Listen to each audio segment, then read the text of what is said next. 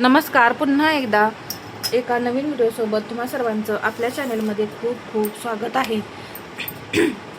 आजच्या व्हिडिओमध्ये मी तुम्हाला 38 साईज कटोरी ब्लाऊजचं ड्राफ्टिंग जे आहे ते व्यवस्थित आणि सावकाश असं शिकवणार आहे. तर सर्वात पहिल्यांदा आपल्याला घ्यायची आहे ब्लाऊजची उंची. ब्लाऊजची उंची जी आहे ती मी 14.5 इंच घेणार आहे. त्यामध्ये 1 इंच प्लस करायचं, 15.5 इंच. जर तुमचं शोल्डर पुढं उतरत असेल तर पहा, तुमच्या ब्लाऊजची उंची जी आहे ती कमी पडते किंवा तुमची क्रॉसपट्टी खूप मोठी होती. जर तुमची क्रॉसपट्टी मोठी झाली तरी सुद्धा तुमचं शोल्डर जे आहे ते पुढे होत येतं, कारण कटोरी जी आहे जिथे ॲडजस्ट व्हायला पाहिजे तिथे ॲडजस्ट होत नाही.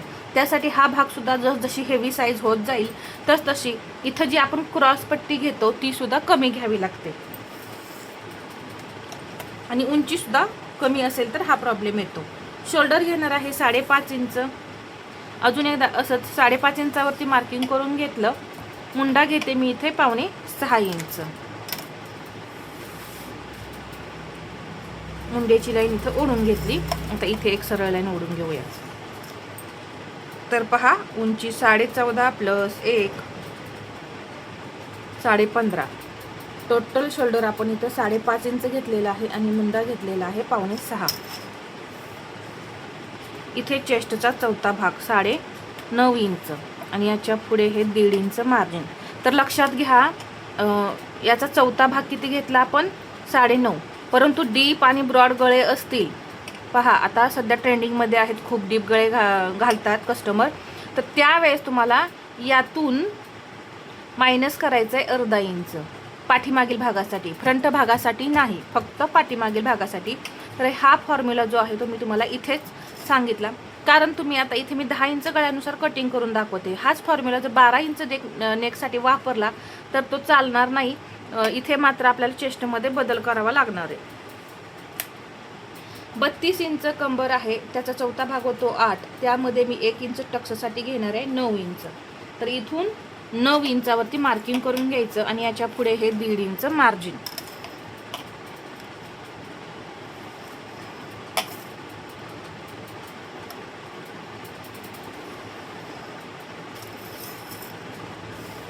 मुंड्याला आकार देऊन घेऊ. त्यासाठी आधी क्रॉस बॅक काढायचा आहे 1/2 इंच.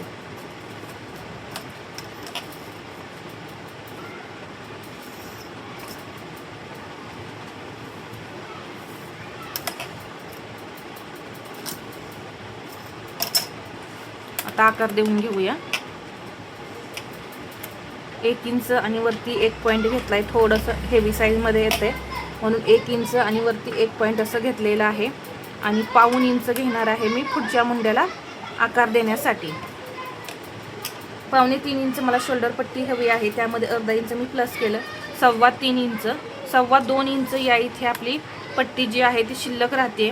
पुढचा गळा 6.5 इंचावरती मार्किंग करून घेऊन इथे 2.5 इंच घ्यायचं. एक बॉक्स बनवायचा. जरी वरच्या बाजूला आपली गळ्याची रुंदी कमी असली तरी या इथे थोडं वाढवायचं आहे. 2.5 इंचापर्यंत इथं हा पॉईंट न्यायचा आहे, त्याच्यापेक्षा जास्त पसरवायचा नाही.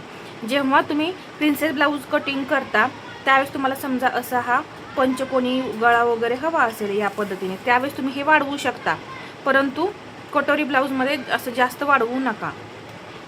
आणि इथे गळ्याला मी गोल आकार दिला, शोल्डर डाऊन केलं. 6 इंच गळा आहे, 1/2 इंच प्लस केलेला आहे, 6.5 इंच घेतलेला आहे. इथे गळ्याची रुंदी आपली 2.25 इंच आहे. इथे 1 इंच 1.1 1/4 इंच. इथून छाती घेतलेली आहे 9.5 आणि इथे हे 1.5 इंच मार्जिन. इथे सुद्धा हे कमरेत 1.5 इंच मार्जिन, कमरेचा भाग मी तुम्हाला सांगितलेला आहे. आता इथे क्रॉसपट्टी पहा, हेवी साईज चालू होते तर इथून आपण 2.25 इंचच घ्यायचं आहे. इथे सुद्धा मी 2.25 इंचच घेणार आहे. इथे मात्र मी 2.5 इंचाची क्रॉसपट्टी नाही वापरणार, फक्त 2.25 इंचाची घेणार आहे. कधी कधी 2 इंचाची सुद्धा क्रॉसपट्टी घ्यायला लागते.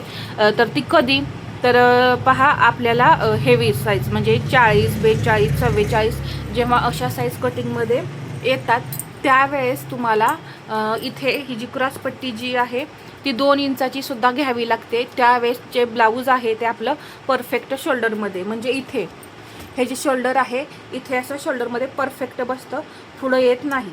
नाहीतर काय होतं पहा, हा भाग जर तुम्ही इथे घेतला 2.5 इंच किंवा 2.25 इंच, समजा आता इथे तुम्ही क्रॉसपट्टी घेतली, तर काय होतं, हा भाग जो आहे तो इथे चेस्टमध्ये, इथं जी चेस्ट असते, समजा आता इथं कटोरी आहे, तर ते चेस्टमध्ये न बसता काय होतं, ती ॲडजस्ट होण्यासाठी एकतर खाली सरकते.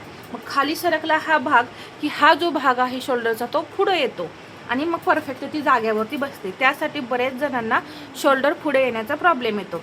नाहीतर काय होतं, कटोरी आपण मोठी घेतल्यामुळे ब्लाऊज समोरून वरती जातो आणि कटोरी जी चेस्ट आहे ती खाली येते. मग हा प्रॉब्लेम यामुळे क्रिएट होतो पहा. इथून चेस्ट एक तर खाली येते, नाहीतर मग शोल्डर छातीमध्ये कटोरी ॲडजस्ट होण्यासाठी शोल्डर आपले पुढे येतात. हे प्रॉब्लेम क्रिएट होऊ नये यासाठी जी कटोरी आहे ती सुद्धा परफेक्ट काढायची. क्रॉसपट्टी घेणारच आहे आपण परफेक्ट, कमीच घेतली, इथे मी 2.25 इंचच क्रॉसपट्टी घेतली. परंतु ज्या वेळेस तुम्ही साईज आता 38 आहे, इथे तुम्ही जर 5 इंचाची कटोरी वापरली तर ती चालेल का? नाही चालणार, कारण ती लहान साईजसाठी 5 इंचाची कटोरी असते, ती चेस्टमध्ये व्यवस्थित बसणारच नाही, ती खूप छोटी होणार आहे. त्यामुळे सुद्धा शोल्डर पुढे येण्याचा प्रॉब्लेम येणार आहे. तर यासाठी चेस्टनुसार आपल्याला कटोरी कशी घ्यायची आहे, तर त्याचा 6वा भाग करायचा असतो, त्यातून मायनस करायचं असतं. हे मी एका व्हिडिओमध्ये दाखवलेलं आहे. तर मायनस करायचं प्लस करायचं हे मुंड्याचे आणि कटोरीचे व्हिडिओ आहेत, तर त्यामध्ये तुम्ही जाऊन पहा. खूप छान असं मी त्यामध्ये सुद्धा सविस्तर जो फॉर्म्युला आहे तो सांगितला आहे. आता इथे मी कटोरी घेणार आहे 5.25 इंच. इथून सुद्धा अशी 5.25 इंचावरती मार्किंग करून घेतलं. एक सरळ लाईन ओढून घेते आणि इथलं सुद्धा जे अंतर आहे ते तुमचं कमी का राहतं तर ते पहा. इथे मी 1 इंच घेतलं. आता या 1 इंचापासून ही सरळ लाईन ओढून घ्यायची. सरळ म्हणजे ही तिरकी अशी पहा, ही तिरकी लाईन ओढली मी. आता 5.25 इंच कटोरी घेतली आहे, तरी सुद्धा हे अंतर 5.5 इंच शोल्डर आहे, 5.25 इंच मुंडा आहे, तरी सुद्धा हे अंतर आपलं किती राहिलंय? 2.5 इंच परफेक्ट राहिले. तर हे सुद्धा अंतर कमी नाही राहत पहा.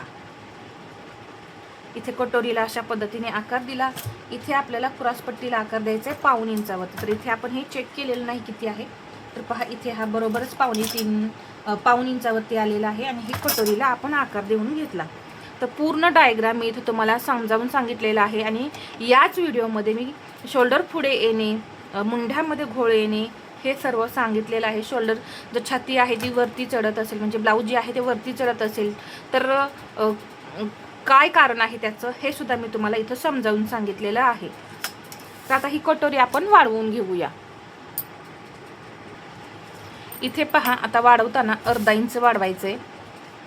इथे मी 1/2 इंच वाढवणार आहे. आता ही वाढवताना 1.5 इंचाने वाढवायची. 1.5 इंच. इकडेही मी हे 1.5 इंच घेणार आहे. हा भाग अगदी हळूहळू असा वाढवत असा हा या 1.5 इंचावरती जोडायचा. इथून हा भाग जोडायचा. हे किती आहे हे चेक करा. 5.25 इंच आहे, तर इथे हे 5.25 इंच आलं. टोटल हा भाग किती येतोय? 9. याचा असा टेप दुमडूनच सेंटर करायचा, ते मोजत वगैरे बसायचं नाही. इथून हे 1.5 इंच हे जोडून घेतलं. हे सुद्धा मी जोडून घेतलं. आता टक्स 1.5 इंचाने हे आपण वाढवले, म्हणून त्यामध्ये 1/2 इंच प्लस करायचं. 1/2.